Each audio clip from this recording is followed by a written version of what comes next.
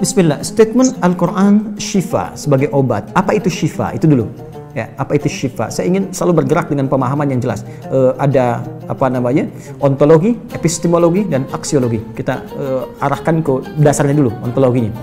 Quran surah ke-17 Al-Isra. Ya, di ayat yang ke-82. Allah memberikan statement tentang syifa di situ. Ya, paling kiri agak ke tengah sedikit. Wa nunazzilu minal Qur'ani ma huwa syifaa'un wa rahmatun lil mu'minin wa la yazidul zalimina illa khasara.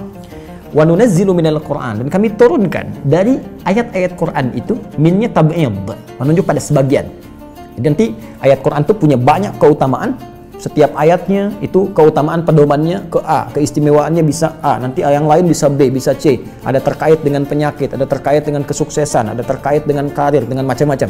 Ya, itu bimbingan yang kompleks dan sangat luas. Nah, ada sebagian ayat Quran itu yang ayatnya memberi petunjuk langsung berfungsi sebagai syifa. Ya. Wa rahmatul lil mu'minin, ada ayat lain berfungsi sebagai rahmat. Tapi ingat, lil mu'minin, bagi orang-orang yang yakin, tanpa ragu. Jadi kalau kita ingin berinteraksi dengan Al-Quran, kaidah pertamanya jangan pernah ragu. Ya, Quran surah kedua ayat 2. Dzalikal kitabu la raiba fi. Semua isi Al-Quran akan jadi petunjuk hudan lil muttaqin, bagi orang takwa, syaratnya la raiba fi. Jangan ragukan sedikit pun. Anda ragu, Anda tidak mendapat manfaatnya. Oke, sekarang kita kembali. Apa itu syifa? Syifa sering diterjemahkan dengan obat. Ya, penawar. Syifa sesungguhnya punya arti yang lebih luas. Ya, obat itu di dalam Al-Quran, bahasa diksi Al-Quran, juga hadis, bahkan standar bahasa Arab biasa, itu setidaknya punya dua ya, diksi dari dua kasus yang terjadi. Ya. Satu begini, jika penyakit ya, yang butuh obat, penyakitnya itu berupa penyakit fisik saja, secara fisikal. Misal, saya katakan misalnya sakit gigi, fisik ya, fisik saya yang kena. Kemudian sakit perut, sakit kepala. Itu penyakitnya disebut dengan daun. Daun. Oke?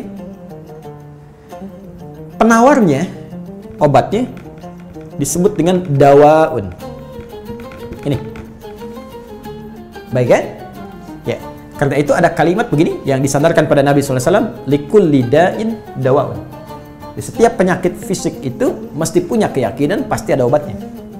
Tas ya? Nah, yang kedua, ada jenis penyakit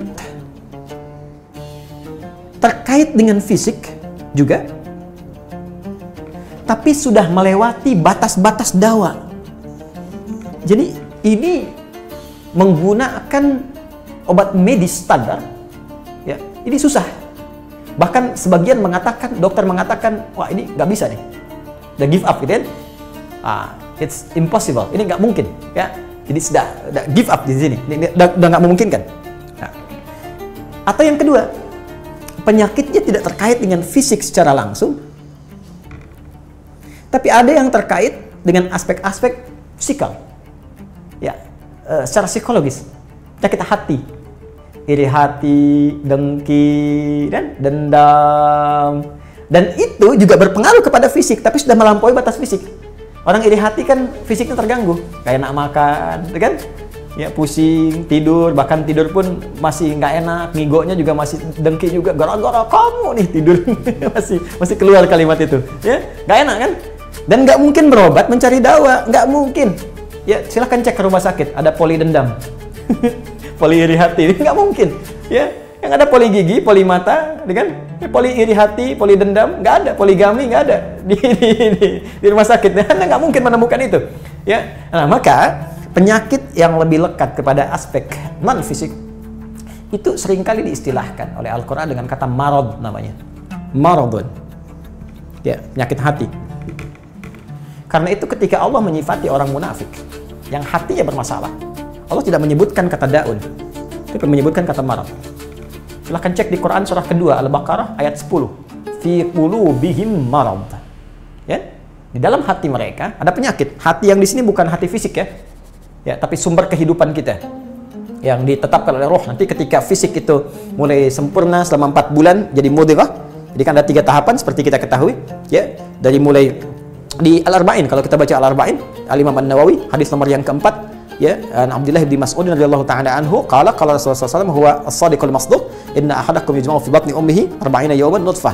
40 hari pertama ya, itu baru berbentuk penyatuan, perpaduan antara spermatozoa dengan ovum, thumma yakunu alaihi 'alaqah, kemudian misla dzalika 'alaqah, 40 hari kedua berbentuk zigot yang telah menempel di dinding rahim, thumma yakunu misla dzalika mudghah, 40 hari ketiga berbentuk mudghah, daging keratan.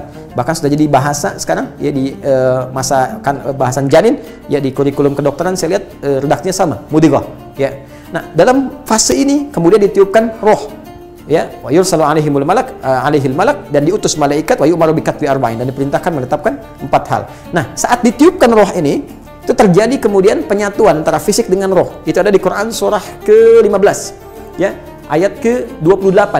Ya, wa idz qala rabbuka lil malaikati inni khaliqun basyara min salsalin min hama'in masnun fa idza sawaituhu wa nafakhtu fihi min ruhi.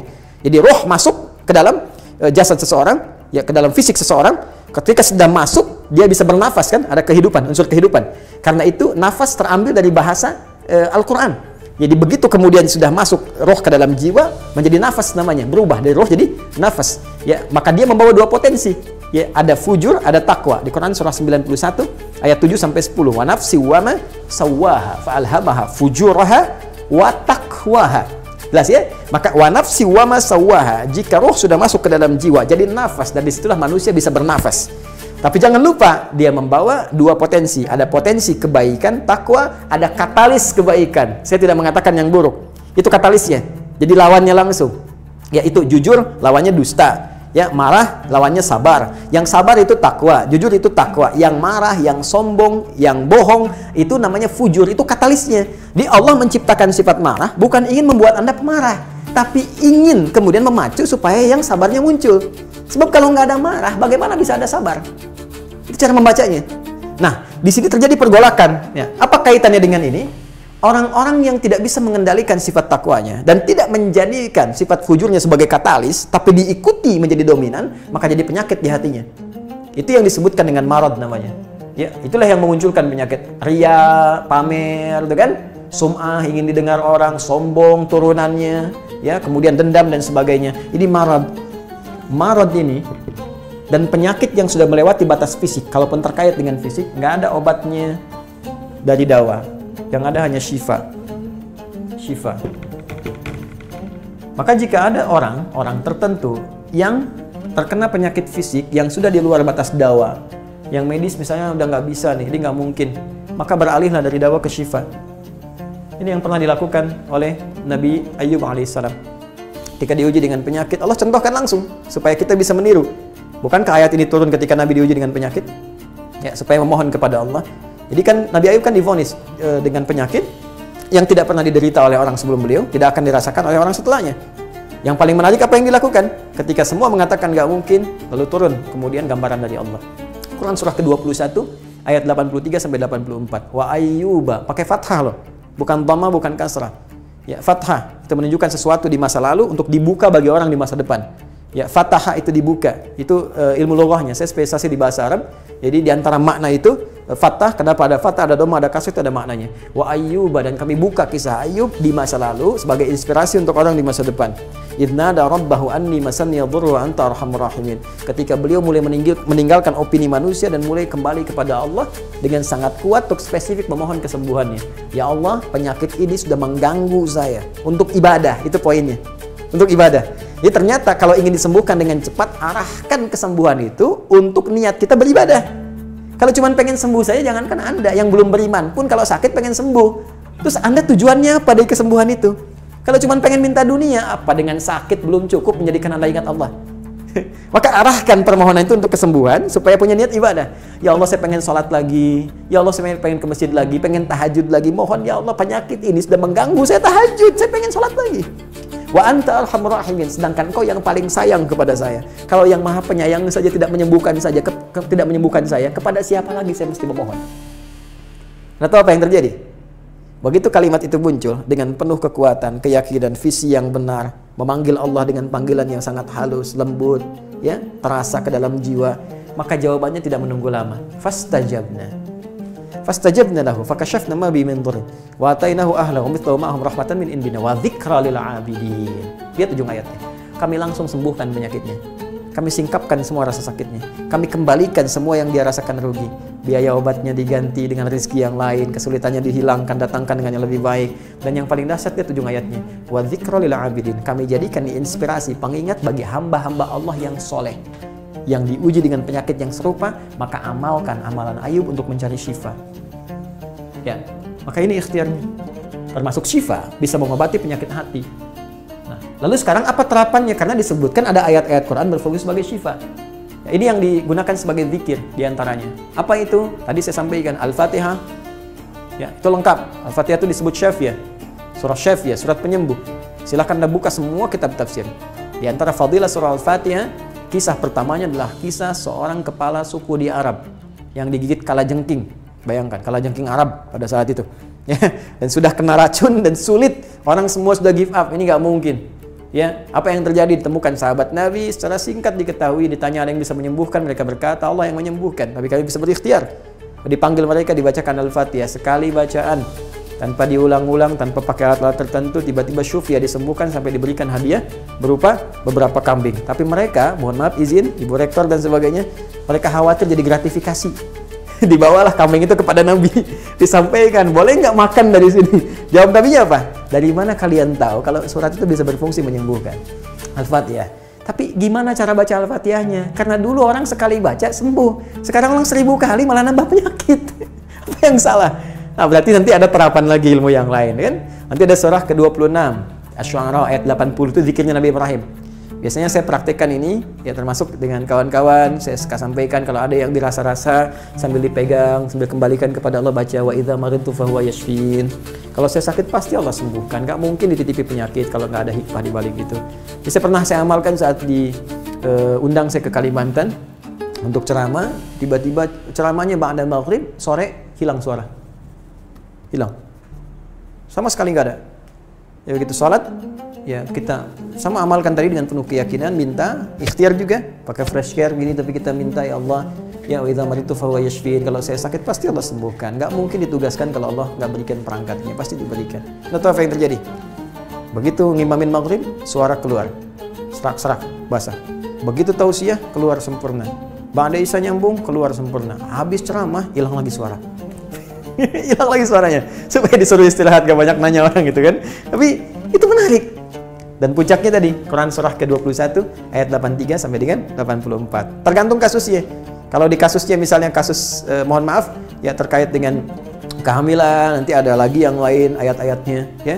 Misal di Quran surah ketiga ayat 38 sampai 39, nanti di Quran surah ke-19 menjelang persalinan dari ayat ke-25 sampai dengan ayat ke-26, nanti di Quran pas kalau sudah berkembang janinnya, ada di Quran surah ke-7 misalnya ayat 189 dengan doanya dan turunan lainnya.